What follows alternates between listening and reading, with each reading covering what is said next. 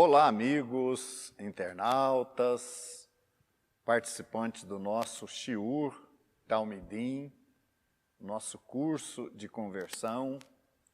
Vamos continuar as nossas palestras. Hoje nós vamos enfocar um tema muito importante, que por ocasião deste programa é justamente a Parashá de Noah, a Parashá de Korah. Desculpe, a Parashá de Korah. Então nós vamos enfocar essa Parashá porque ela é muito importante, principalmente para vocês que estão fazendo esse curso. São definições, são coisas, são detalhes que vocês precisam conhecer. Yaakov? Shalom Aleichem, paz seja convosco. É mais uma oportunidade, mais uma rica oportunidade que o Eterno nos concede para falarmos desse assunto tão importante e tão relevante nos nossos dias. Porque falar sobre a Parashá de Korah é falar sobre liderança e é falar sobre outros aspectos que envolvem essa Parashá.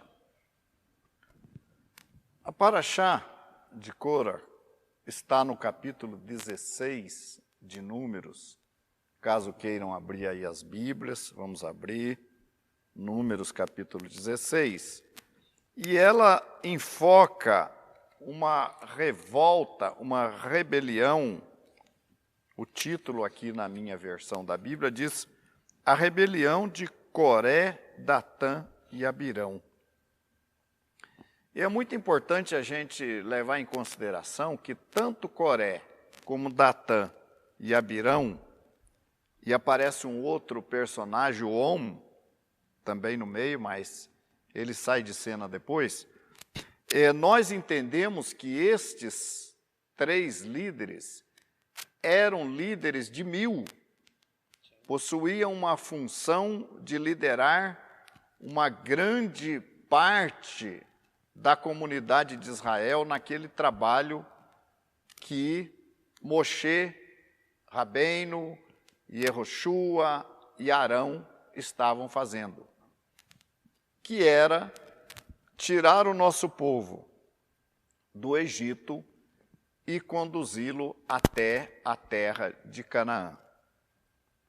E o texto fala que eles se levantaram, capítulo 16, versículo 2, levantaram-se perante Moisés com 250 homens dos filhos de Israel, maiorais da congregação, chamando ao ajuntamento varões de nome. Então você veja bem que essa rebelião, Yaakov, não eram apenas os 3 ou os 4 líderes, não, mas havia ainda mais 250 príncipes de Israel. Muito provavelmente esses 250 príncipes principais eram também líderes de 1000. Esses líderes, sim, esses príncipes. Então, eles fizeram um ajuntamento, não é? Korah, Datã e Abirão fez um ajuntamento, conseguiu cativar, ganhar esses 250 líderes e com a ajuda desses 250 líderes promoveram então uma rebelião contra Moshe. O verso 3 diz assim: e congregaram contra Moisés e contra Arão e lhe disseram: demais é já, pois toda a congregação é santa, todos eles são santos, e o Senhor está no meio deles, por que, pois, vos elevais sobre a congregação do Senhor? Posso fazer uma leitura numa outra tradução? Pode. Tradução da versão internacional. No versículo 3 vai dizer: eles se ajuntaram contra Moisés e Arão e lhe disseram: basta, a assembleia toda é santa, cada um deles é santo, e o Senhor está no meio deles. Então, por que vocês se colocam acima da assembleia do Senhor? Ou seja, Moisés, Arão, não estava se colocando acima, eles estavam acima. Moisés foi escolhido. Aí a gente tem que se ligar, quando a gente se levanta contra alguém, de alguma maneira, a gente tem que procurar conhecer as coisas. Não foi Moisés e Arão que se colocaram sobre o povo. Foi Deus que os chamou. Exatamente. Primeiramente, Deus chama Moisés. Moisés era um príncipe no Egito. Quem sabe seria até o próximo faraó do Egito. E Moisés, quando tinha 40 anos de idade, ele foi chamado por Deus para fazer esse trabalho, para tirar o povo de Israel do Egito. Mas, antes desse trabalho, Deus manda Moisés para o deserto. Ele sai de uma vida de príncipe, uma vida real, de dentro do palácio, e vai para uma outra terra, e vai se tornar um pastor de ovelhas. E lá, ele vai viver 40 anos. Deus prepara Moisés para aquele trabalho. Eu entendo que se Deus tivesse pego Moisés do palácio já para tirar o povo, ele não ia aguentar. Ele não ia estar psicologicamente preparado para tirar o povo do Egito. Então Deus manda ele passar esses 40 anos no deserto. Deus sempre nos prova para ver se nós estamos à altura de fazer o trabalho. E os 3 ícones dentro da Escritura, Moshe, Davi e Yeshua, os 3, em cada tempo, foram pastores de ovelha. Sim, até porque no caso de pastor de ovelha, né, que é uma coisa figurativa, eles seriam pastores de ovelhas humanas, né? Então você tem que aprender a lidar com pessoas, que cada pessoa é uma pessoa, não são iguais. As ovelhas também não são iguais, uma ovelha tem diferença da outra. Pensamentos diferentes, as histórias lutas, a maneira de manter o rebanho unido. Sim. E levanta então, naquela altura, Cora, Coré, Datã e Abirão, questionando e colocando que foi Moisés que se impôs. Agora ele usou um argumento aqui, ele não chegou na congregação assim, de qualquer maneira. Ele chegou na congregação questionando e elogiando a congregação. Olha, toda a congregação é santa, todos eles são santos e o Senhor está no meio deles. Agora, quem é você, Moisés, não é? Quem é você, Arão, que se elevam perante o povo do Senhor? Aí, feito isso, o que aconteceu? Moisés ouviu isso, caiu com o seu rosto, Moisés ficou apavorado, vamos dizer assim, Moisés ficou chocado com aquela situação e falou a Coré e a toda a congregação, dizendo: amanhã pela manhã o Senhor fará saber quem é seu e quem é dele, né? E quem o santo que ele fará chegar a si, e aquele a quem escolher fará chegar a si. Então Moisés fala, o dia seguinte, né, está chegando aí, então aí nós vamos ver com quem que Deus está. E um outro aspecto para abordar no versículo antes que o senhor estava falando, quando eles estavam lá no Egito, Coré, Datã e Abirão estavam lá também. Então toda a congregação santa, quem colocou você sobre nós? Ou seja, o Eterno não podia ter chamado então Coré, Datã e Abirão? Ele sabia que era Deus. Não, né? Podiam ter colocado aqueles 3 então como cabeça, Claro. como os maiores, mas não. Chamou Moshe Rabbeinu. Ou seja, a eleição partiu do Eterno. O chamado de Moshe O chamado partiu do Eterno. tem a ver também com a capacidade de Moshe. Exatamente. Com a competência de Moshe. Moshe tinha conhecimento ali no Vasto Egito, era um conhecimento. líder.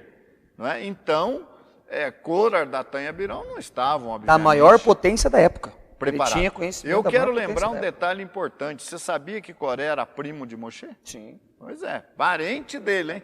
Parente. O Radachá vai dizer que seus maiores inimigos serão os vossos próprios parentes. Pois é, da sua família, né? Aí Moisés diz então para eles: fazei isso, tomai vós incensários, Coré e toda a congregação, sua congregação, né, os que apoiavam Coré, né? Uhum. E pondo fogo neles amanhã, sobre eles deitar incensos perante o Senhor, e será que o homem a quem o Senhor escolher, esse será o santo. Baste-vos, filhos de Levi. E disse mais Moisés a Coré: ouvi-me agora, filhos de Levi.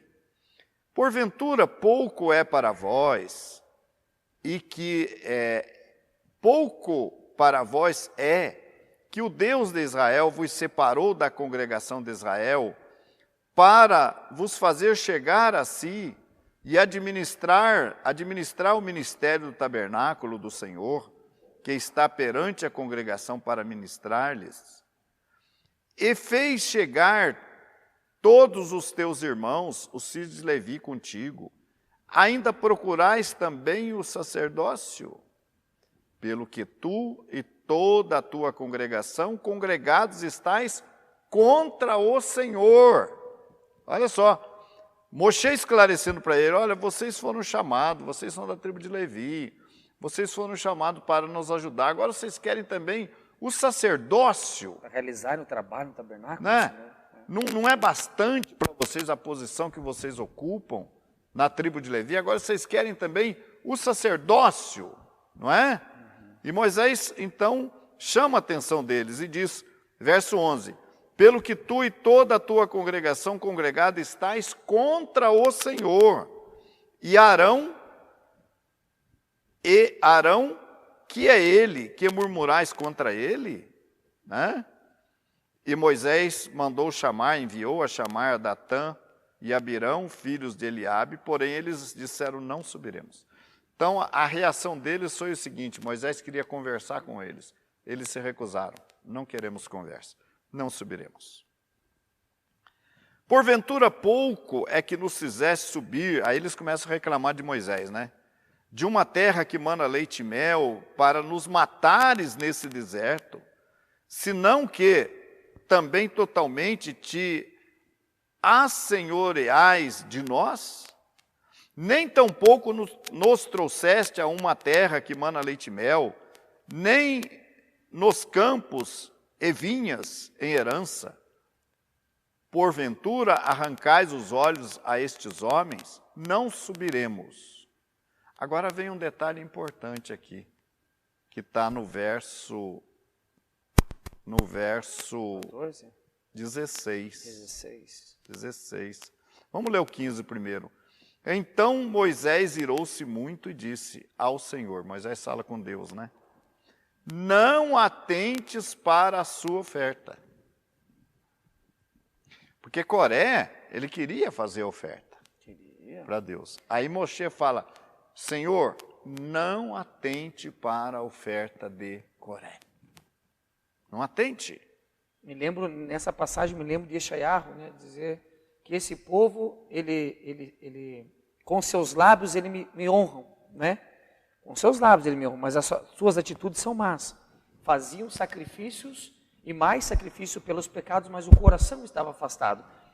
Datã, Coré e Abirão, eles queriam falar bem da congregação, queriam mostrar uma aparência de um tzadik, mas a intenção deles era má. Aí Moisés fala para Deus não aceitar o serviço deles, né? Não aceite, Senhor, não aceite o serviço deles. E ele diz, nem um só jumento tomei deles, nem a nenhum deles fiz mal. Disse mais Moisés a Coré, tu e toda a tua congregação, ponde-vos perante o Senhor, tu e eles e Arão amanhã. E aí vem, na sequência, né?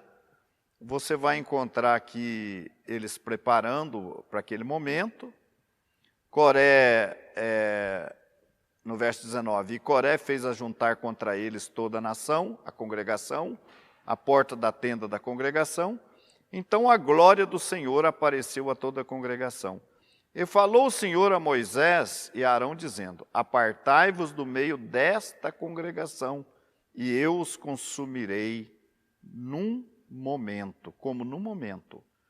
Mas eles se prostraram sobre os seus rostos e disseram, ó Deus, Deus dos espíritos de toda a carne, pecará um só homem, indignar-se-á tu, tanto contra toda essa congregação?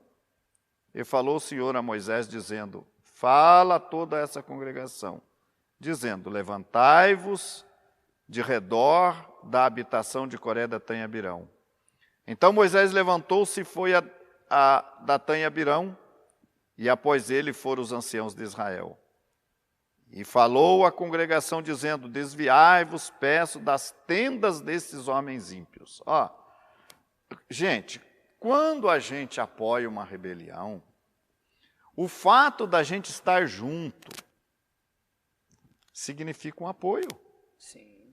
Nenhuma pessoa que tenha a intenção de ser rebelde contra Deus e que procurar falar com um, falar com o outro, e ninguém concordar, ele leva adiante esse plano, ele para. Fala, não, ninguém me apoiou. Mas se você às vezes se fala, ó, eu não sou contra nem a favor, você é a favor da rebelião. Certo. Porque quando você fala que não é contra nem a favor, para o rebelde, você é a favor dele.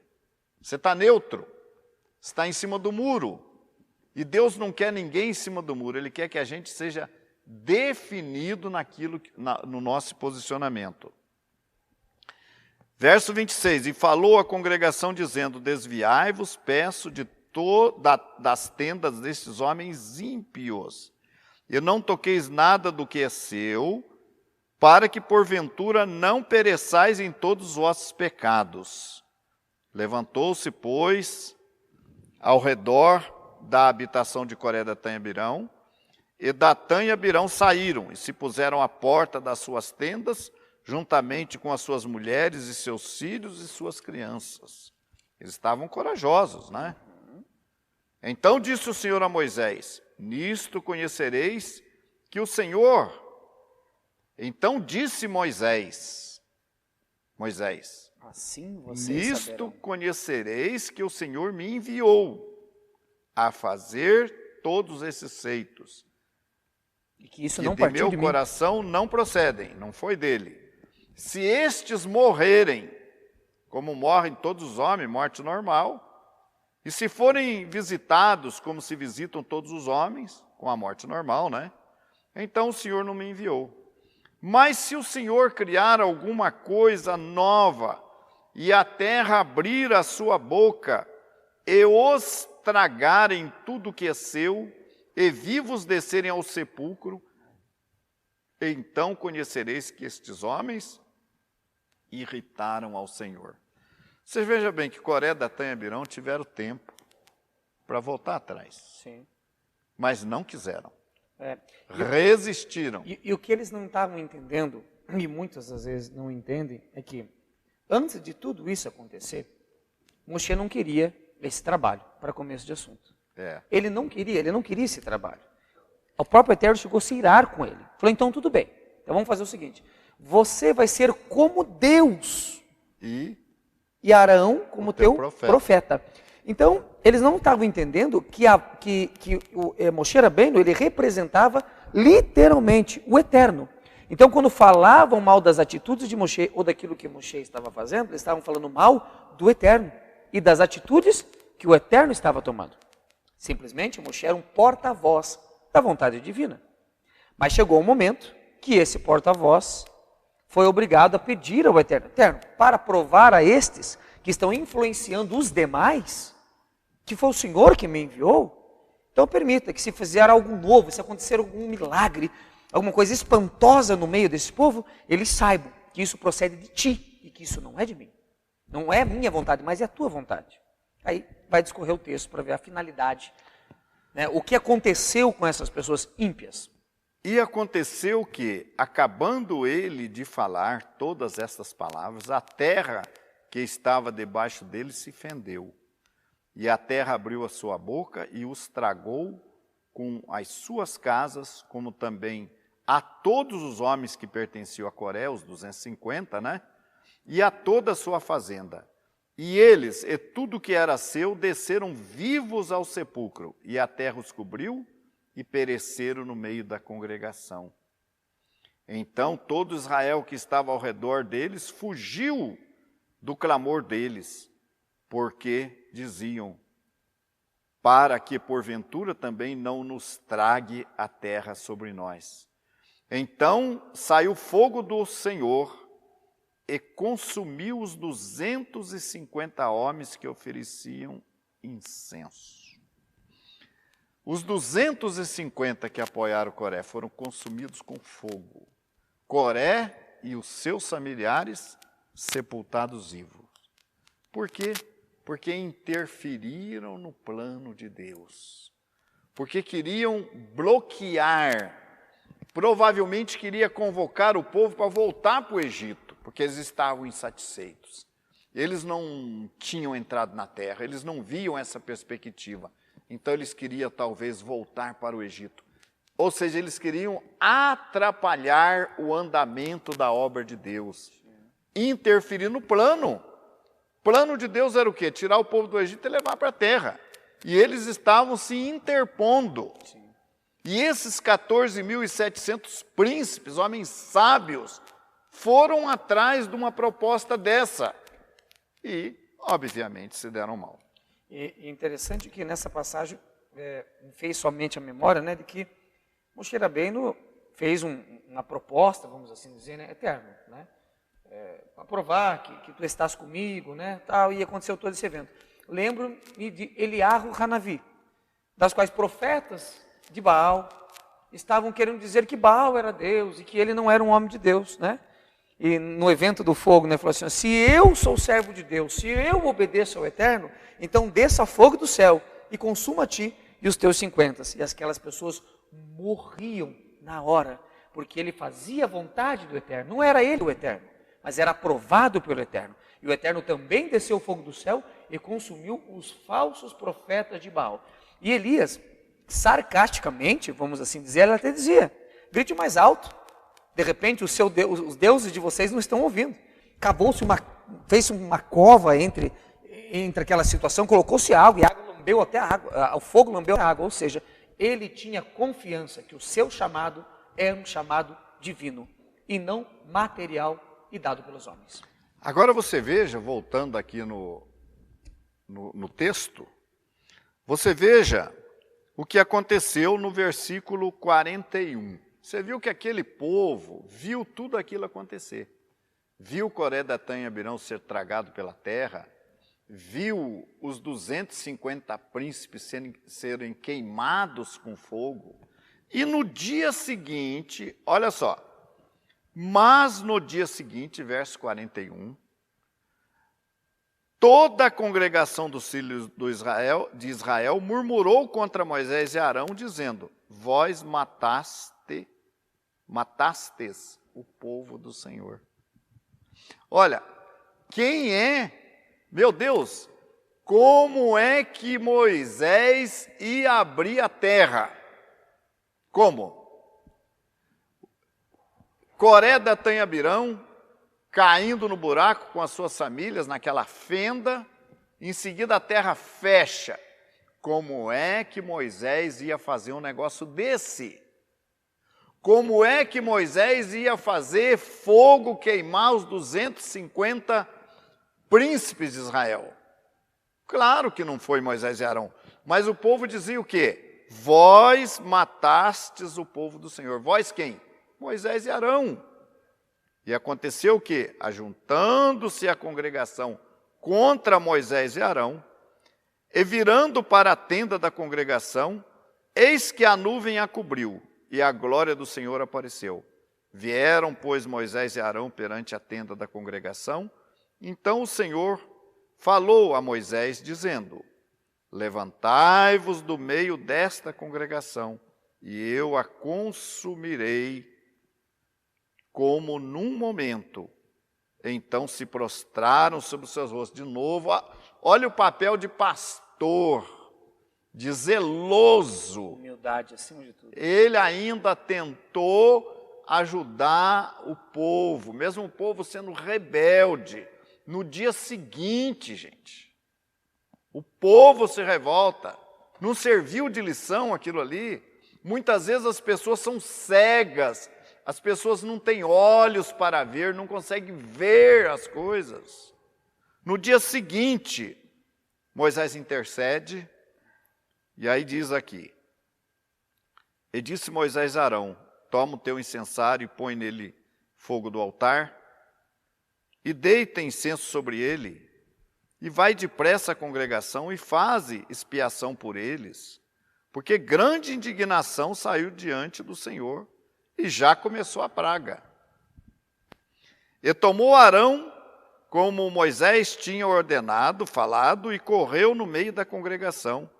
E eis que já a praga havia começado entre o povo, e deitou incenso nele e fez expiação pelo povo. E estava em pé entre os mortos e os vivos, e cessou a praga. Arão ali com o incensário. E os que morreram daquela praga foram 14.700. Pois é. Olha, tinha morrido 250 príncipes queimados, Arão e os seus aliados principais sepultados vivos, com seus familiares, e no dia seguinte, 14.700 do povo, que agiram cegamente, foram destruídos por causa de Coré, por uma praga. E isso porque Arão estava com o incensário lá, intercedendo, porque ia morrer mais gente. Aí a intercessão de Arão ainda conseguiu evitar que morresse toda a comunidade, mas foram 14.700 que não tiveram uma sabedoria para analisar a gravidade do caso, para se posicionar do lado de Moisés, do lado de Arão, do lado de Deus, e que foram atingidos pela praga. Nesse aspecto, Rabino Shai, tem várias coisas interessantes a ser abordadas sobre o incensário, né? Datã, Coré e Abirão queriam oferecer incenso, e estavam oferecendo, mas não foi aceito, porque a intenção do coração deles era má. Também, o incenso simboliza orações. Então, se tal pessoa não é um sacerdote que tenha unção divina, ele pode oferecer as suas orações ou queimar o seu incenso diariamente. Não faz efeito. Mas quando um sacerdote verdadeiro, que no caso de Arão, saiu com o incensário no meio do povo, esse incensário, entenda-se como o incenso, ou entenda-se como a oração de uma pessoa dessa, para a praga, ameniza as dores, transforma a vida das pessoas. A intercessão, né? A intercessão. É muito importante que nós, que temos a liderança, não nos posicionemos contra o povo. Mesmo o povo, muitas vezes, sendo rebeldes, a gente tem uma posição de tentar salvar esse povo. E foi esse amor, essa atitude pastoral, essa atitude de preocupação de Moisés e de Arão, que impediu que praticamente todo Israel fosse destruído ali. Moisés, ele é maravilhoso nesse aspecto. Tem pessoas que querem continuar vivendo, não querem morrer. Né? Não vou morrer, eu vou para o céu, eu vou para outro lugar, não quero morrer. Mas, de certa forma, Moisés permanece vivo em que aspecto? Ele foi um homem tão agraciado diante dos olhos de Deus, que a sua memória é lembrada em todas as parashot. Ele escreveu pela eternidade os seus atos de amor, atos de humildade. Ele preferiu que o seu nome fosse riscado do livro da vida, mas não queria que o Eterno castigasse o povo, o mesmo povo querendo o matar. E isso é atitude de um homem, de um tzadik, de um verdadeiro homem de Deus. Não é à toa que o Yoshua disse que igual a Moshe Rabbeinu não existiu e não existe em Israel. Somente um maior do que ele. E aí eu tenho que dizer que é Yeshua, o nosso Mashiach. Eu comecei a aula de hoje falando com vocês sobre a escolha de Moshe. Olha, Deus é quem escolhe os seus líderes, é Ele. Deus é que chama, Deus é que seleciona. Nós vamos encontrar isso, por exemplo, aqui nesse caso, que Deus escolhe Moisés para fazer aquele trabalho. O erro de Coré, Datã e Abirão foi desconsiderar isso. Desconsiderar quem chamou Moisés, quem estabeleceu Moisés para aquela missão. Isso Exatamente. Foi o erro deles. O primeiro erro é desconhecer o chamado e a autoridade que uma pessoa tem. Né? Então Deus chama Moisés. Né? Numa outra situação, você veja bem que Moisés então começa a montar ali, pela orientação divina, a sua equipe. Né? Exatamente. Você tem Arão, que vem como profeta dele, o auxiliar dele, e você tem Josué também, que aparece liderando. Ele né? está sempre junto com Moshe, né? Sempre junto. Aí, mais tarde, veja bem, eu vou pontuar isso aqui para vocês entenderem. Mais tarde, já quando Moisés já está com o nosso povo no deserto, de repente Moisés estava julgando o povo. Está no capítulo 18, verso 13 de Êxodo. Isso é muito importante para nós entendermos por que aconteceu aquilo com Cora. Né? Você vê que Deus não vai mudar o plano dele. Por exemplo, quando Yeshua estabeleceu a nova aliança como mediador da nova aliança, qual foi a primeira coisa que Yeshua fez? Yeshua foi para o deserto, passou 40 dias no deserto, simbolizando os 40 anos também que Moshe passou. Né? Ele passou por aquela primeira prova. Depois ele vem e escolhe os 12. Ele procura João, ele passa pela Tevilá. Ele não precisava passar pela Tevilá, porque ele não tinha pecado, ele nunca pecou. Então, a Tevilá era para pecador. A Tevilá, ela veio como sinal da aceitação de Machia. Todos aqueles que ouviam a prédica de João, arrependiam-se dos seus pecados e eram batizados por João, eram imersos no nome de Yeshua, na pessoa de Yeshua. Então, toda aquela vida que eles tiveram lá atrás, em cumprimento da lei ou em desobediência à lei, foi justificada ali na pessoa de Yeshua. O próprio Yeshua falou que convinha cumprir toda a justiça. Sim. E a justiça era trazer os homens até Machia. Tá? A finalidade, o propósito da lei. Aí Yeshua, depois da sua Tevilá, ele monta a sua equipe. O próprio Yeshua montou uma equipe com 12 homens. O único homem que pisou em falso ali na equipe de Yeshua foi Judas Iscariotes, mas que foi trocado por um outro apóstolo. E mais tarde vem quem? Shaul Rachali, o apóstolo Paulo, que vem como, a gente vê mais ou menos parecido com Moshe, como um homem capaz, um homem que tinha trânsito, que tinha relacionamento com autoridades, era um cidadão romano, era um advogado, um homem formado aos pés de Gamaliel. Sim. Era um tzadik. Um rabino de grande proeminência. Então Paulo vem, crê em Yeshua também, recebe Yeshua, é batizado lá, como disse Ananias, levanta-te, batiza-te e lava os teus pecados, mostrando que Paulo tinha necessidade também, lava os teus pecados invocando o nome dele, né? E na sequência Paulo é estabelecido como apóstolo dos gentios. E ele sai de Jerusalém e ele vai por todo o mundo habitado daquela época, levando a mensagem messiânica, primeiramente para os judeus, nas suas sinagogas, onde ele chegava. Como ele teve o primeiro lugar que ele procurava, era uma sinagoga. Ele teve em Éfeso, ele teve lá em Corinto, em vários lugares que ele teve. O primeiro lugar que ele ia era na sinagoga. As pessoas até perguntaram uma vez no shiur, né? Mas ele não fazia reuniões nas praças, no lugar? Fazia. Mas o primeiro lugar que ele procurava era a sinagoga. E lá dentro da sinagoga também, o Yaakov, não tinha só judeu.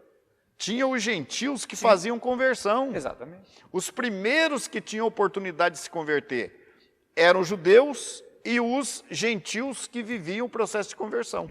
Dentro da sinagoga. Exatamente. Dali depois, sim, ele se estendia para fora, mas esse era o trabalho dele. Então, Yeshua monta também uma equipe. Exatamente. O Judas atrapalhou no meio, morreu e a obra continuou. Né? Então, Deus precisa... Isso aí é uma coisa importante, nós vamos ver aqui, que Moisés estava sozinho atendendo o povo ali, já no deserto, né? E o que aconteceu? Vamos ler a partir do 13. Êxodo 18, versículo 13. Tô. E aconteceu que, ao outro dia, Moisés se assentou para julgar o povo, e o povo estava em pé diante de Moisés, desde a manhã até a tarde. Vendo, pois, o sogro de Moisés, tudo que ele fazia, disse ao povo: que é isto que tu fazes ao povo? Desculpa. Por que te assentas só e todo o povo está em pé diante de ti, desde a manhã até a tarde? Então disse Moisés ao seu sogro: é porque este povo vem a mim para consultar a Deus. Isso aqui é um detalhe muito importante. A palavra de Deus fala que tem aqueles que têm o dom do ensino. Sim. No nosso povo, no povo de Israel, é por isso que você não vai ver nenhum judeu pregando por aí, na televisão, levando a palavra. Por quê? Porque dentro do povo de Israel se tem na mente que somente pode ensinar um rabino. Então, uma pessoa que não é rabino, que é um israelita, que é apenas um frequentador da sinagoga, ele conhece a Torá, porque ele é judeu, mas ele não ensina. Quando é para ensinar, pergunte ao rabino, procure o rabino. E esse povo, então, procurava Moisés. Quando tinha algum problema, esse povo vem a mim consultar a Deus. E aí continua no verso 16. Quando tem algum negócio, vem a mim, para que eu julgue entre um e outro e lhes declare os estatutos de Deus e as suas leis. Então, quando havia um problema, um negócio, um litígio, vinham a Moisés os dois, e Moisés, de acordo com os estatutos de Deus, as leis de Deus, decidia aquele caso. O sogro de Moisés, porém, lhe disse: não é bom o que fazes, totalmente desfalecerás, assim tu como este povo que está contigo, porque esse negócio é muito difícil para ti, era muito trabalho, tu só não o podes fazer. Isso aqui é uma coisa muito importante para nós que estamos na liderança. Eu tenho que entender que eu não devo ser um líder isolado, sozinho, absoluto. Não. Não é bom. Não é bom que uma pessoa sozinha, como tem muitos hoje, e tem muitos aí na internet, muitos sábios da internet, que você entra lá, eu estou aprendendo com fulano. Aí você pergunta, mas quem que é o conselho dele, vamos dizer assim, na linguagem cristã, o ministério dele? Não, é só ele. É um risco, é um perigo muito grande quando você se envolve. Você não conhece essa pessoa, você não conhece a família dessa pessoa, você não conhece o testemunho dessa pessoa, você não conhece as obras dele. E você vai atrás. Num belo momento, você vai precisar de ajuda e não vai encontrar mais. Fora aqueles que estão aí oferecendo por dinheiro.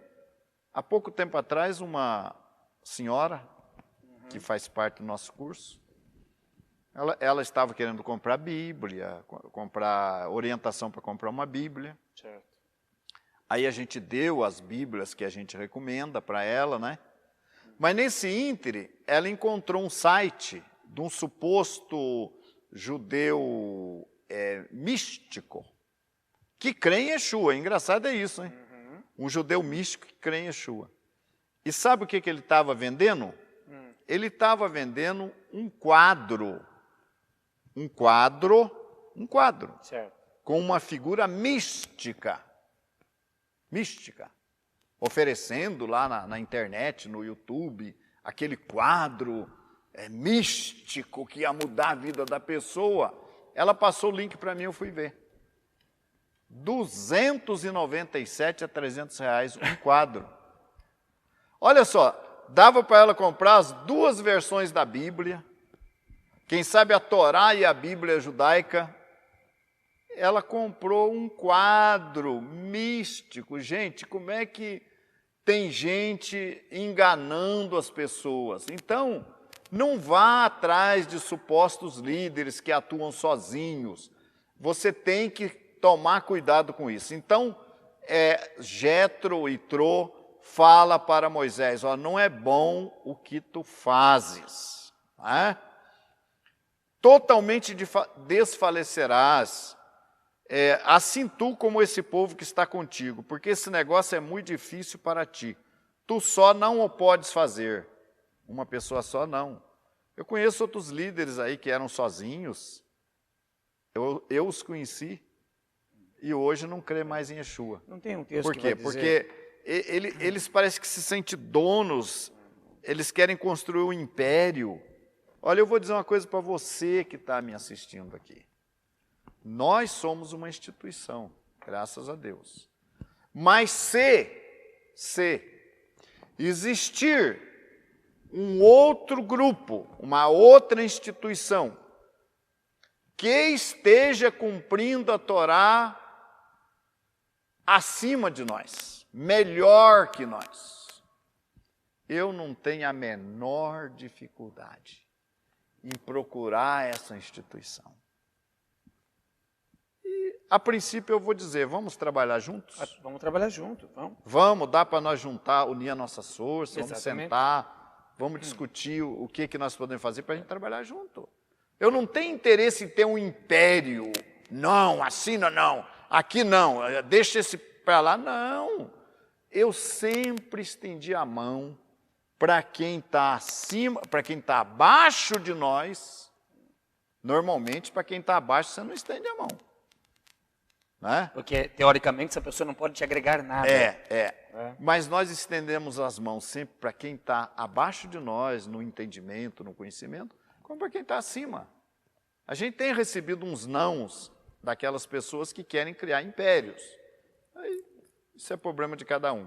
Mas nós temos que ter essa humildade. A obra é de Deus, a obra não é minha. É de Deus. E sobre o trabalhar sozinho, também outro aspecto, que tem um texto que vai dizer que na multidão de conselheiros há sabedoria. A segurança. A segurança, não é sabedoria, a segurança. Porque ter segurança naquilo que faz, naquilo que se prega, é muito importante. Moshe Rabbeinu tinha total segurança naquilo que ele anunciava. Porque as palavras que ele transmitia ao povo, em sua maioria, eram palavras que ele aprendeu do próprio Eterno. As leis, os mandamentos, Moshe Rabbeinu esteve de face a face com o Criador de todas as coisas. O que ele falava, não falava dele. Assim como Yeshua dizia, as palavras que eu vos estou dizendo, eu aprendi de meu pai. Então, era um ensinamento. Ele era rabino, sim, estudou. Ele era um rabino e muito conhecido, mas tinha certas particularidades que ele ouviu direto do pai. Porque ele era a Torá viva no nosso meio. E o nosso maior desejo é ensinar a você que nos acompanha e toda e qualquer pessoa que queira conhecer a verdade contida na Torá e nos profetas.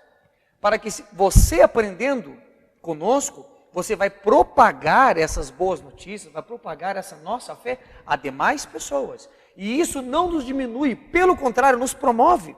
Porque vocês vão dizer, olha, eu aprendi com o Rabino Ishai. Ele me mostrou quem é o Deus de Israel. Isso, numa mentalidade mesquinha, não, se eu ensinar mais pessoas vão ter o conhecimento, e eu vou ser uma pessoa que vou sumir, eu vou ficar apagado. Não! Quem fez se propagar ainda mais o nome de Yeshua, quem foi? Foi os seus talmidim. Foram aqueles que estavam junto com Yeshua. Quanto mais pessoas tivermos no conhecimento da Torá, mais rapidamente faremos a nossa função sacerdotal. Aproximar essas pessoas ao Eterno nosso Deus. Continuando aqui, então, no capítulo 16, né, 18 de Êxodo. Então, veja bem o que Jetro diz. Ouve agora, verso 19, ouve agora a minha voz e eu te aconselharei, e Deus será contigo. Sê tu pelo povo diante de Deus e leva as tuas coisas a Deus, e declara-lhes os estatutos e as leis, e faz-lhes saber o caminho em que devem andar e a obra que devem fazer. Ele não foi contra isso. Não. Mas agora ele dá o conselho.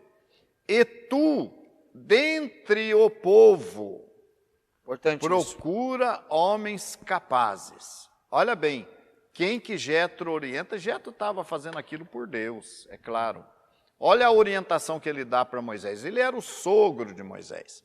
Era de mais idade que Moisés. Era sacerdote, ainda que não fosse do nosso povo, mas era um líder religioso, né? Então veja o que ele fala. E tu, dentre todo o povo, procura homens capazes, tementes a Deus. Lembra que a gente falou que temente é o que obedece. Não é o que conhece, não, é o que obedece. Tem que conhecer primeiro, mas tem que obedecer. Homens de verdade, que aborreçam a avareza, o amor pelo dinheiro. Aqui vai dizer, dignos de confiança, inimigos de ganho desonesto. Está aí, né? Aí diz, e põe-nos sobre eles por maiorais de 1000, maiorais de 100, maiorais de 50 e maiorais de 10. Olha, ele mandou montar então uma hierarquia. Ó, primeiro líderes de 1000. Então, calcula-se que o nosso povo eram 600.000 homens, fora mulheres e crianças. A Torá fala. Então, o que nós vamos ter? O que nós vamos ter? Nós vamos ter aí 600 líderes de 1000. 600, Moisés separou 600 líderes de 1000. 12.000 líderes. Aliás, 600 líderes de 1000, 6.000 líderes de 100. Para comandar 100 pessoas ou 100 famílias que fosse. É 600 líderes de 100. É 12.000 líderes de 50. Para comandar 50 pessoas, 50 famílias. E 60.000 líderes de 10. Moisés. É claro que, vamos dizer assim, como é que Moisés teria feito essa escolha? Bom, primeiramente, a escolha mais fácil para Moisés eram os líderes de 1000, que eram homens que com certeza já estavam ali comandando o povo naquela caminhada com ele. Então, ele escolhe ali 600 líderes de 1000. Aí ele pode ter pedido para esses líderes de 1000, olha, vocês vão escolher aí líderes homens capazes, de 100. homens tementes a Deus. Eu preciso de 6.000 líderes de 100. Então vocês vão selecionar aí, dentro do povo de Israel, 6.000 líderes de 100. E aí, esses líderes de 100 também teriam que selecionar, não é? Esses de 100, teriam que selecionar 12.000 líderes de 50. Bom, eu tenho condição de liderar 100, mas tem uma pessoa aqui que lidera 50, ele consegue liderar 50.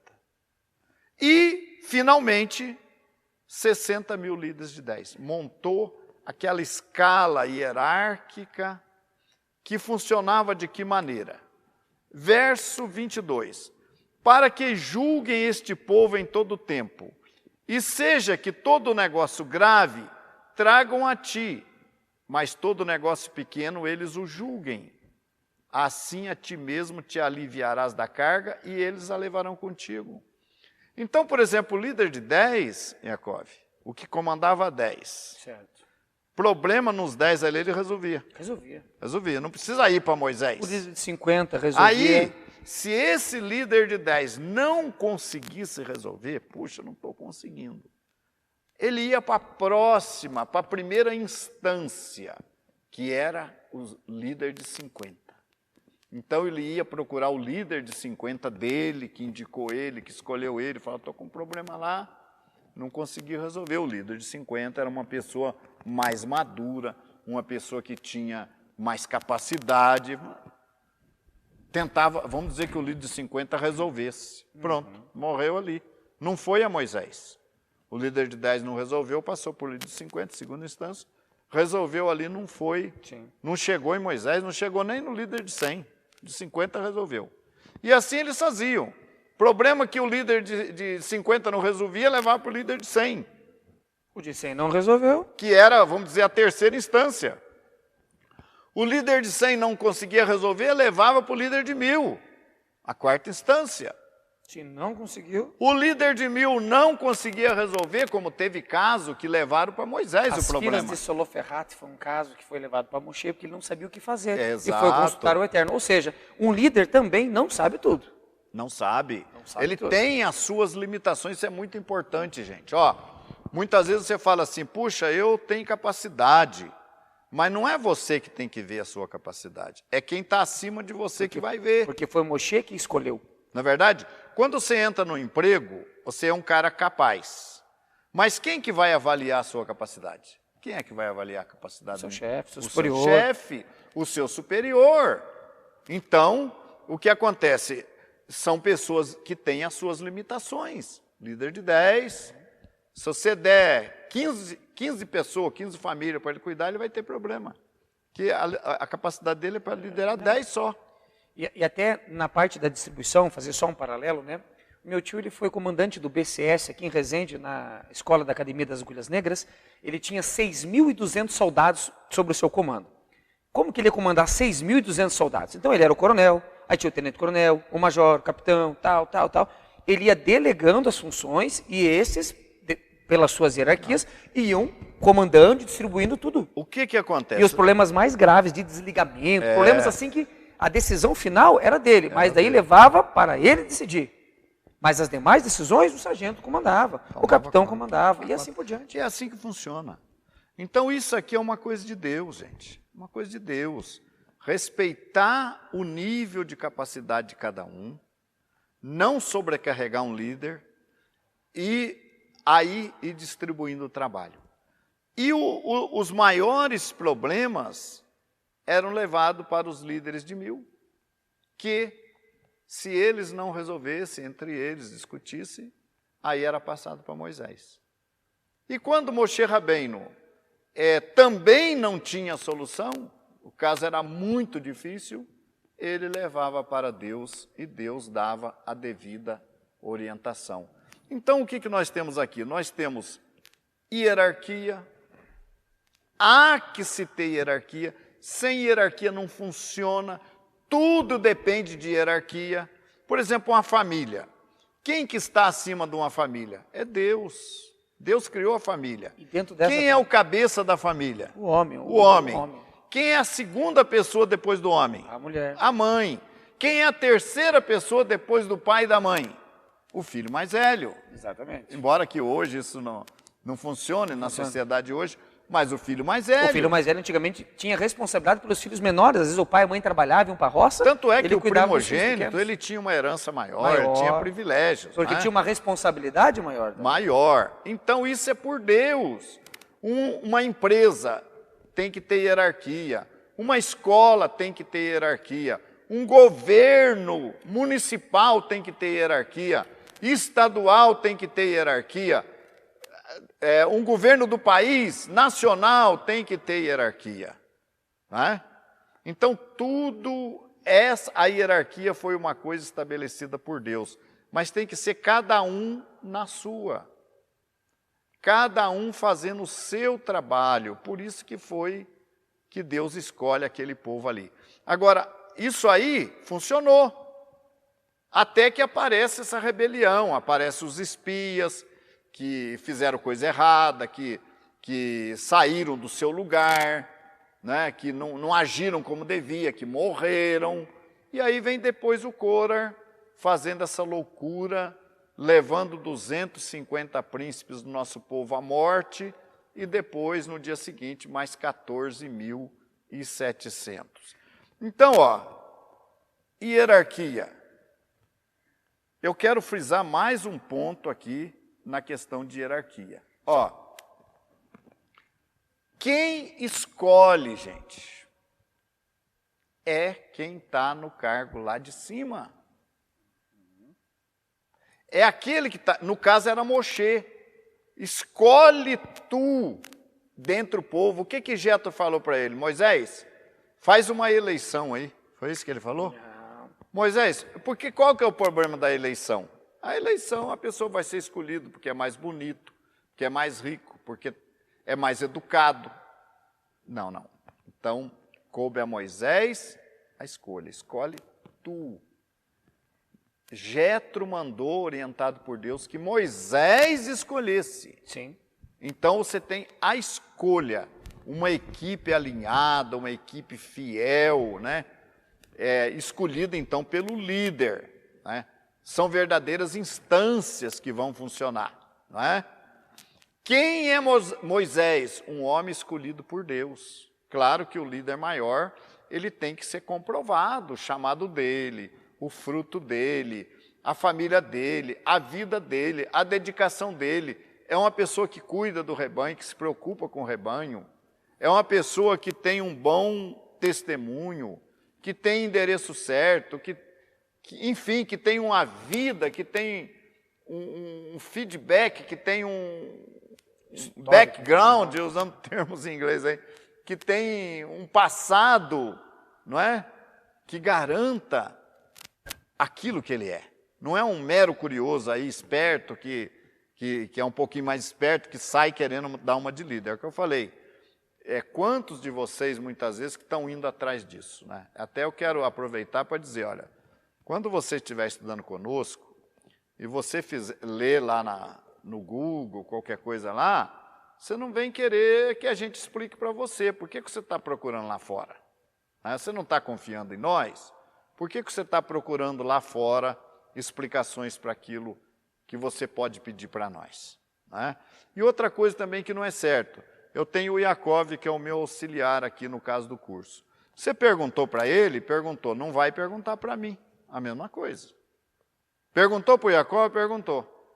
Perguntou para mim primeiro? Não vai perguntar para o Yaakov. É a mesma coisa. Então você vai escolher. Se quiser perguntar para o Yaakov, fique à vontade.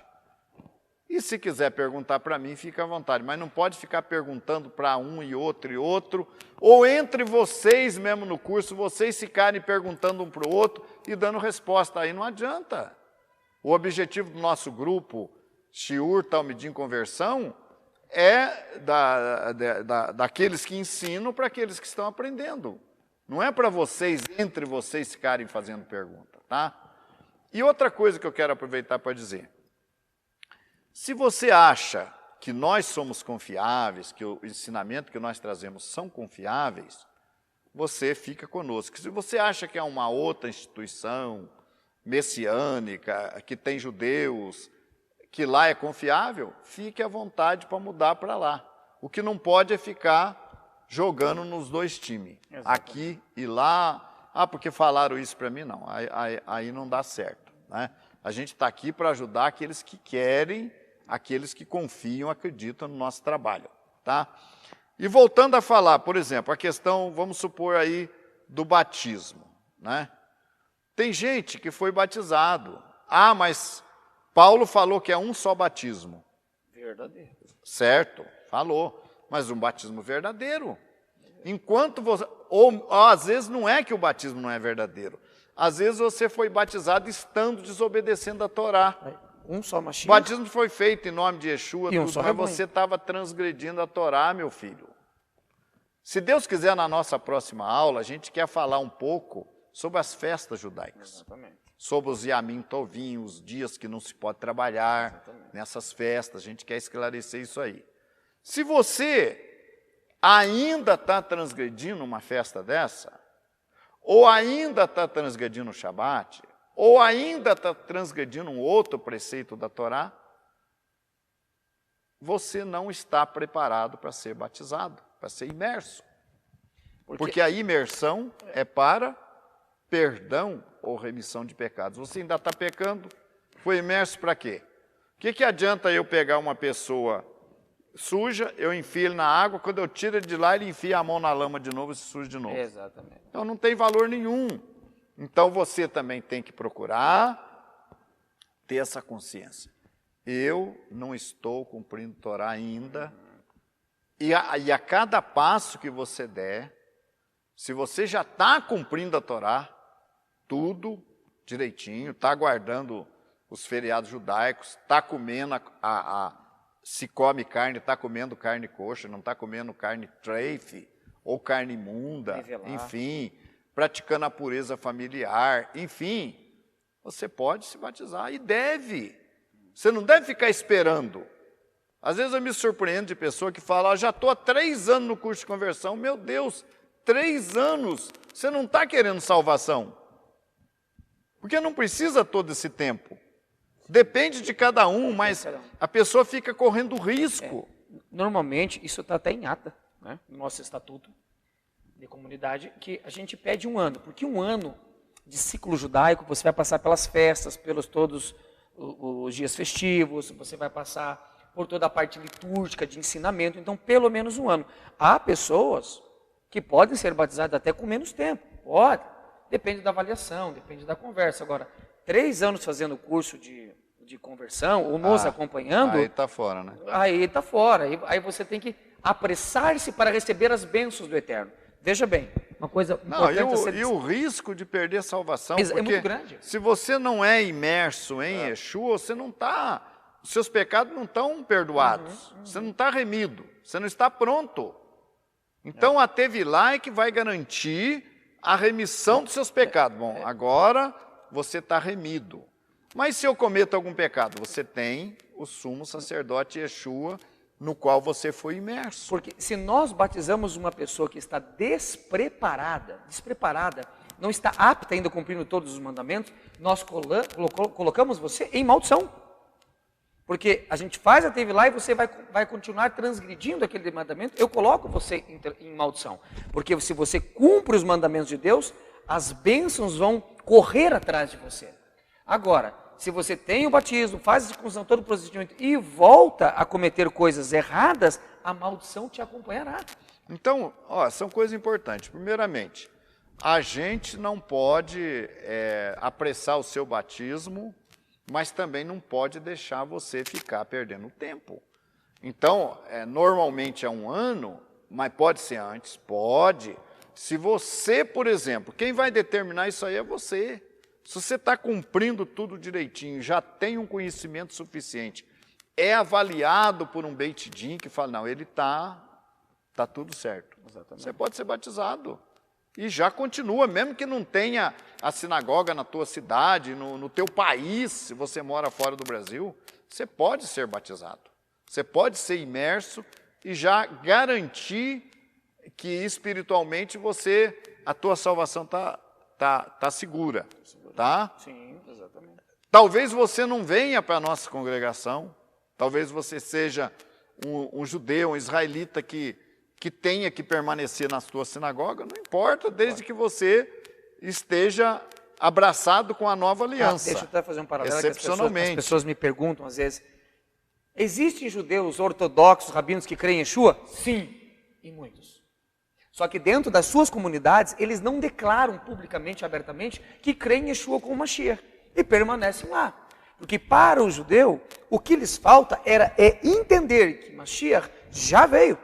Que a Brit Hadashah, a nova aliança, já é existente. E eles precisam aceitar Mashiach. As demais coisas, eles já praticam, muitas, desde berço.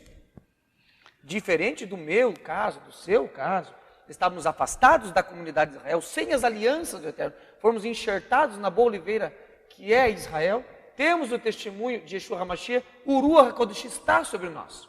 É uma situação diferente, mas para o judeu natural, não. Ele precisa aceitar Mashiach. Yeshua, como Mashiach. Porque Mashiach, também dentro do judaísmo, existem vários Mashiach em sua geração. Mas não, existe um Mashiach, Yeshua.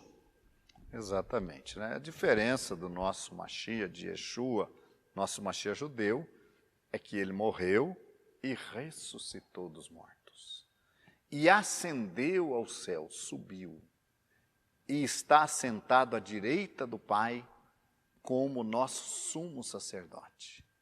E virá para estabelecer o seu reino. Essa é a diferença do nosso Mashiach.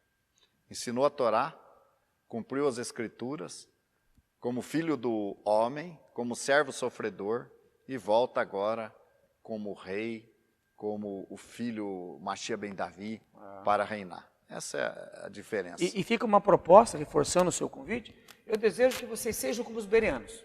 de coração, eu desejo que vocês sejam como os bereanos.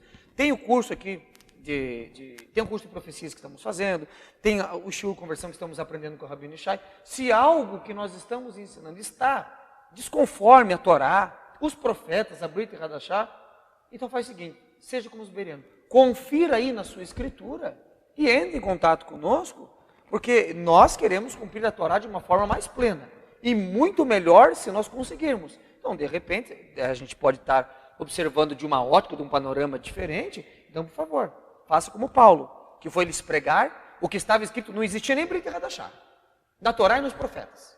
E eles encontraram Mashiach. Tá? Então, fica a dica, tá bom? Seja como os bereanos e entre em contato conosco, caso você ache que nós estamos falando-lhes alguma coisa errada, tá? Segundo o que está escrito nas Escrituras. E eu quero mais uma vez deixar claro, se você confia em nós, continua no curso, né? Tem muita gente que sai do grupo. Olha, quem sai do grupo, eu não sei por que sai. Ah, o meu celular está cheio. Tira os outros grupos que não interessa, agora você vai tirar justamente o curso. E quem sai do grupo passa a ser desinformado, porque a maioria das informações do curso eu vou dar dentro do grupo do WhatsApp. É lá que nós vamos postar os estudos, postamos agora os 613 mandamentos, postamos que ninguém vai morar no céu. Então nós estamos colocando estudos no grupo. Saiu do grupo, não tem mais acesso a esse material, né? Bom, continuando então o nosso tema, a Parashá que nós estamos estudando, a porção da Torá que nós estamos estudando, é a de Cora, de Coré. O que nós vemos aqui? Eu coloquei essa questão hierárquica para mostrar para vocês por que Coré se levantou contra Deus. Ele se levantou contra um homem que foi chamado, escolhido por Deus, e Deus agiu em defesa de Moisés. Por exemplo, quando Deus manda escolher aqueles 70 profetas... Isso é uma coisa muito interessante. Nós já estudamos isso aí agora recentemente. Ele falou que Deus colocaria o espírito de Moisés sobre os homens que iriam profetizar. Por que ele usa esse termo? Colocarei o espírito que está sobre ti. Deus podia ter dito, Moisés, reúne 70 anciãos e eu vou derramar do meu espírito sobre eles. Eu vou derramar do meu espírito sobre eles. Não, eu vou dar do teu espírito. Isso significa uma passagem de autoridade de Moisés, que esses 70 profetas, e os 2 a mais que surgiu depois, eles deveriam estar reconhecendo a liderança de Moshe. O espírito quer dizer a ideia, os propósitos, os objetivos e o poder que estava em Moisés queria passar para eles. E o outro aspecto, além do aspecto da liderança, é que Moshe Rabbeinu tinha um espírito excelente. Um espírito que agradava o Eterno, porque ele tomava posições, ele era humilde. Então, tirar também do espírito de Moshe e compartilhar com os demais, é que os outros falariam ao povo palavras concernentes àquilo que Moshe fazia. Tinham o mesmo espírito, estavam na mesma unidade, coligados no mesmo espírito, no mesmo sentimento de Moshe Rabbeinu. Além da autoridade, o espírito de Moshe é um espírito excelente, um espírito a qual agradava o Eterno. Decidiu também, por esse motivo, o Eterno tirar dele e repartir com os demais. E Moshe perdeu alguma coisa repartindo do espírito dele? Não. Nada. É como uma vela que você transporta aquela luz para outras, mas aquela vela ela não perde a sua chama e nem o seu brilho. Né? Bom, nós temos aí então uma prova de que Deus respeita Moisés como homem escolhido por ele e respeita que haja, no meio cristão hoje se fala que tem que ter a cobertura de alguém, a cobertura espiritual. Há pouco tempo um líder messiânico falou para mim, eu quero a sua cobertura espiritual. Está errado? Não, está certo. Está certo, tem que ter mesmo, tem que ter uma liderança que oriente, que prove que aquilo é certo.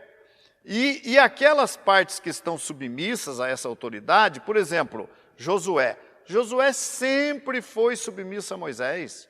Você não encontra em lugar nenhum Josué se revoltando contra Moisés, Josué falando contra Moisés, não. Josué maldizendo Moisés, não. E quando Moshe morre lá no Monte Nebo, antes Moshe coloca as mãos sobre Josué e passa para Josué o comando. Olha como é que ele respeitava Moshe. Ele recebeu a imposição de mãos de Moshe para continuar como líder. E, né, naquele momento, Josué podia comandar, porque já tinha recebido, mas o que ele fez? Ele não quis comandar nada, dar nenhuma ordem, enquanto Moshe era vivo.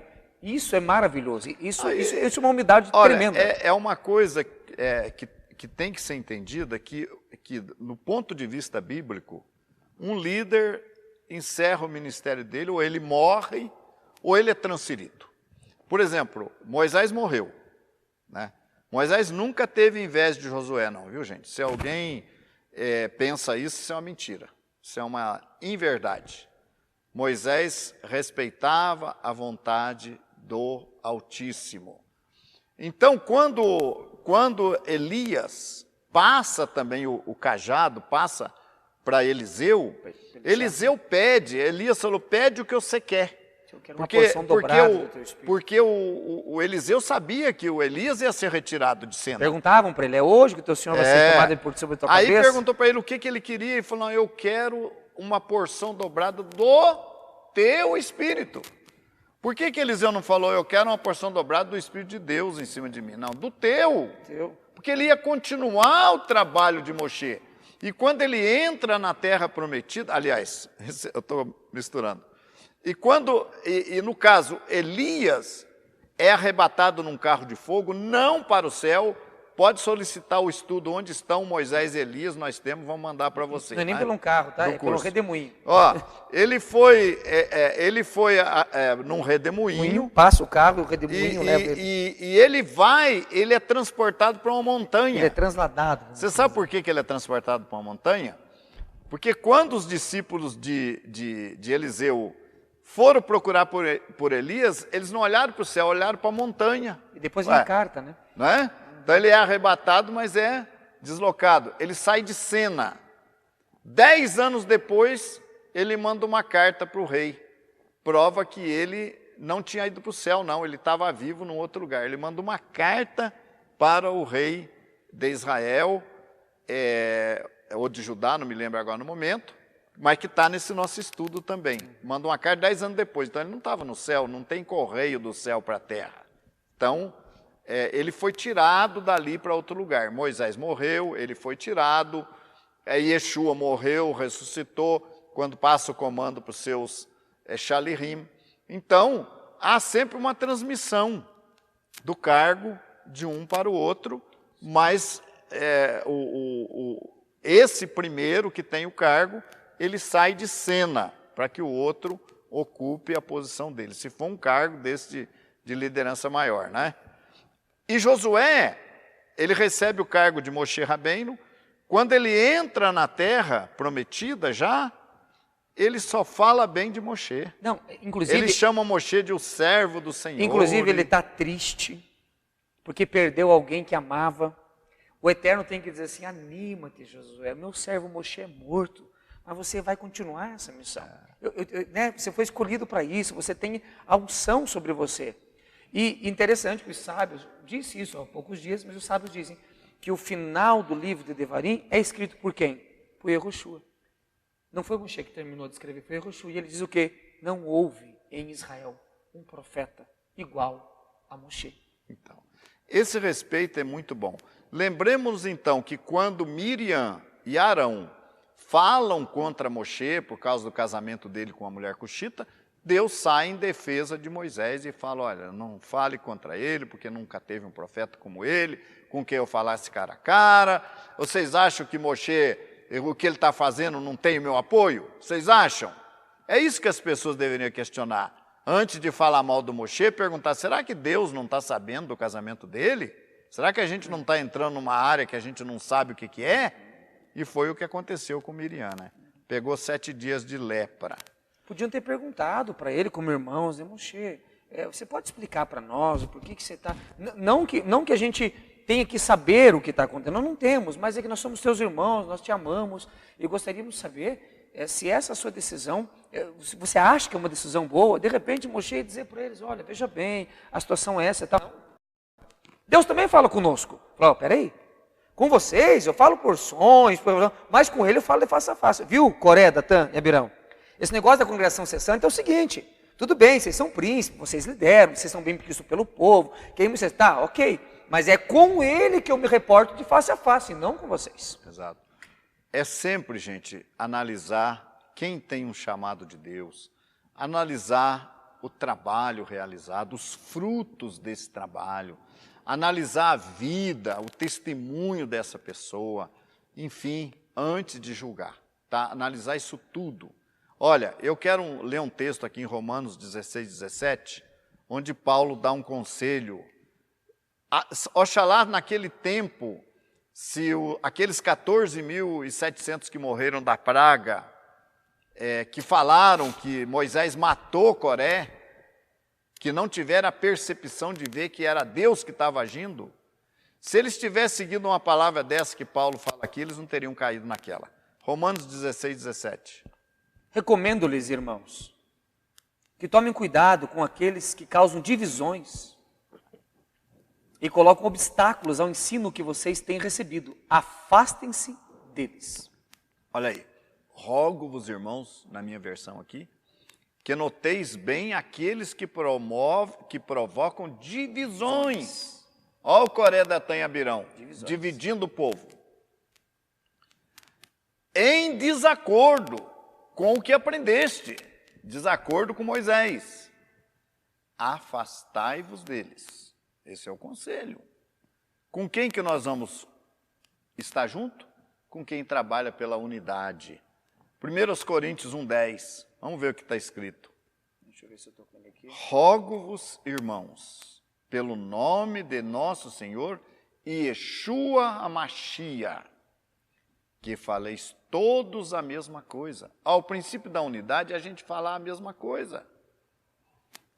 Procurar pensar igual. Sim, exatamente.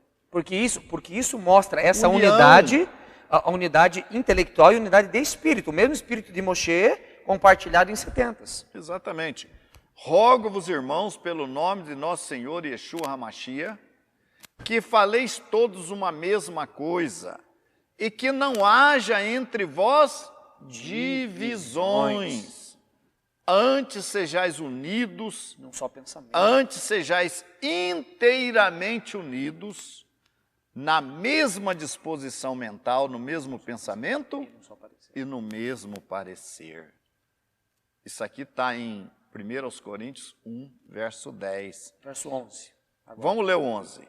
Meus irmãos, fui informado por alguns da casa de Cloe de que há divisões entre vocês. Com isso, quero dizer que cada um de vocês afirma: eu sou de Paulo, eu de Apolo, e eu de Pedro, e eu de Yeshua. Acaso está Yeshua dividido?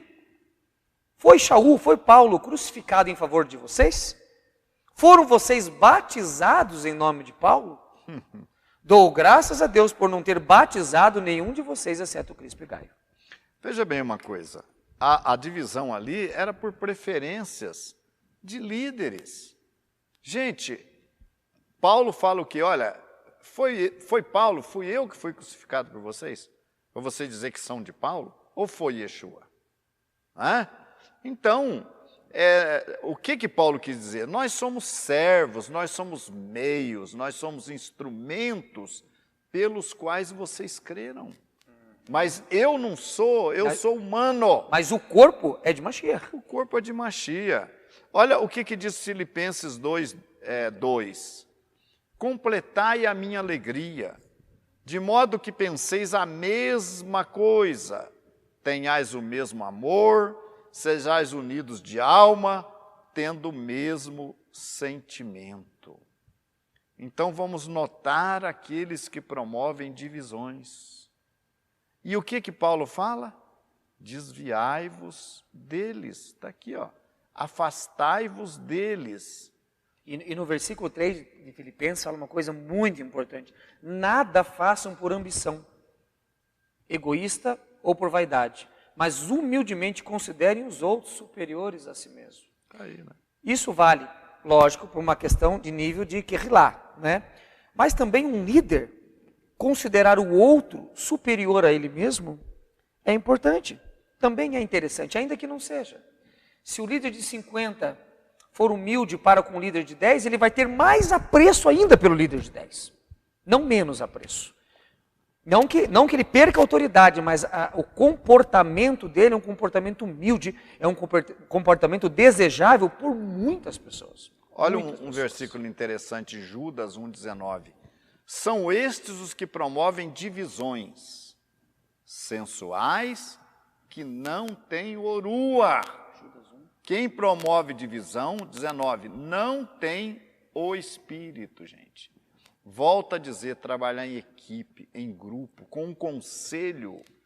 Provérbios 11,14, não havendo sábia direção, o povo cai. Mas na multidão de conselheiros, há segurança.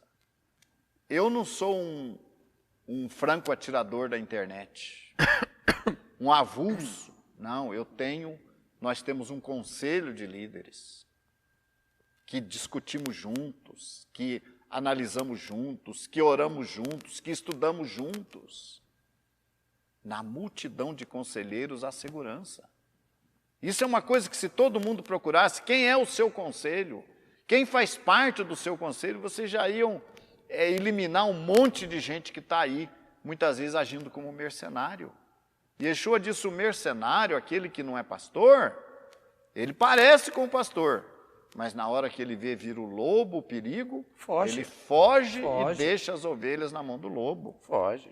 Ou seja, você pode perder a tua salvação porque você confiou em qualquer um.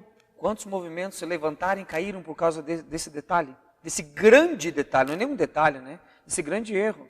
Promovem-se, fazem suas teologias, suas filosofias, arrebanham o povo, aí muitas vezes são fraudulentos, são mercenários, e por uma questão ou outra são perseguidos, e daí eles fogem.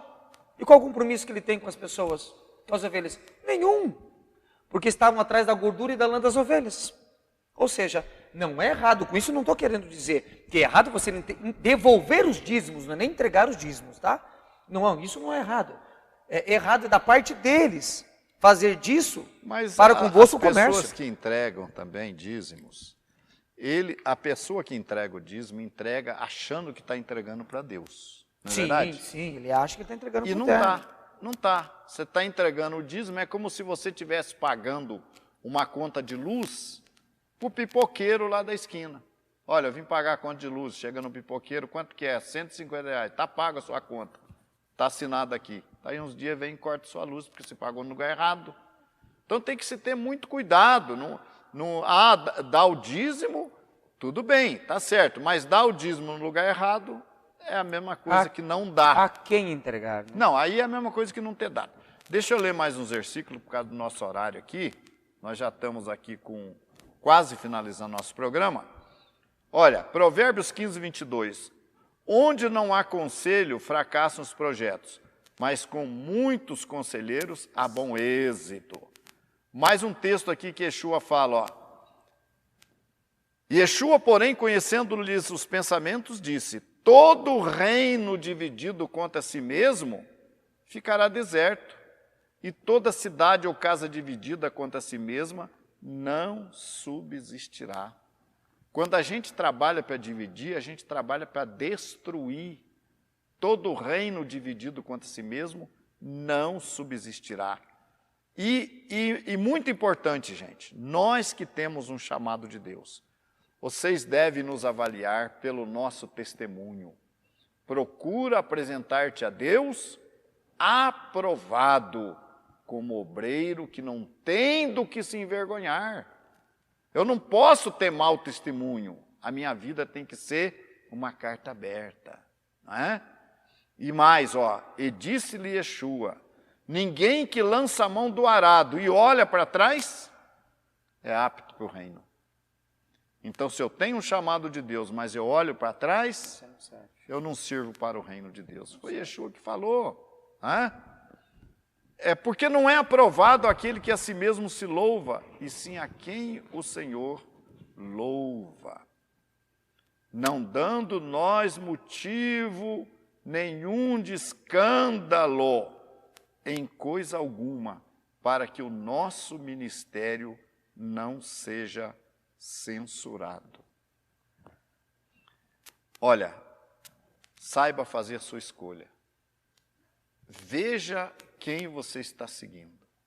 Há um conselho, são pessoas íntegras, irrepreensíveis, pessoas que não transgridem a palavra de Deus.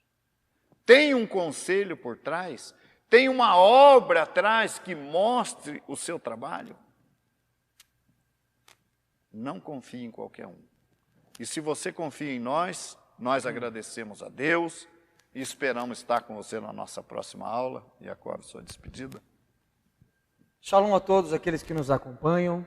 Quero dar um testemunho rapidamente. Há 4 anos eu estou dentro da congregação israelita e eu não sou uma pessoa de não fazer análise ou avaliações onde ingressei num trabalho profissional. Quanto mais naquilo que é concernente à minha salvação. Então, estou dentro da comunidade porque acredito no trabalho dos líderes. Eles passam confiabilidade no processo de Techuvá e no processo da vida que eles tiveram. As mensagens que são expostas para nós, aos meus ouvidos, isso me fez crescer como pessoa, como ser humano, como um discípulo do Mashiach, né? Eu digo Rav Yeshua como Abin Yeshua, né? De Yeshua como Mashiach. Então, quando as pessoas descredibilizam a instituição, quer queira, quer não, me descredibilizam também. E eu dou graças a Deus, porque eu sou sincero nesse meu propósito de trabalhar em prol da propagação da Torá e dos profetas ao mundo. E eu espero que você continue fazendo parte desse propósito, juntamente comigo, juntamente conosco. Tá? Tendo não somente o Rabino Shai, como os demais líderes da nossa instituição, como os sábios do nosso povo. Porque os sábios não são aqueles que detêm vários conhecimentos, mas aqueles que detêm os conhecimentos não somente necessários, mas principalmente embasados na Torá, nos profetas e na Brit Hadashah. Shalom, shalom, um grande abraço a todos. Queremos reforçar o nosso convite para você divulgar o nosso curso, o nosso shiur. Também nós temos aí já em andamento o curso de profecias, né? As profecias da Bíblia, não. A palavra dos profetas. Palavra dos profetas, isso. É isso aí. Já está sendo ministrado esse curso que você pode e deve fazer junto com este, que você vai somar. Assistir os nossos serviços ao vivo, sexta-feira à noite, Kabbalat Shabbat, sábado de manhã, a parte litúrgica, o Shaharit, depois a exposição da Torá. À tarde também nós temos a adoração a Deus, o Halel e a Havdalah. E participar conosco. O curso de profecias é ministrado aos domingos às 10 horas da manhã. Nós esperamos você, contar com você, com a sua presença. Que o Eterno vos abençoe. Shalom para todos.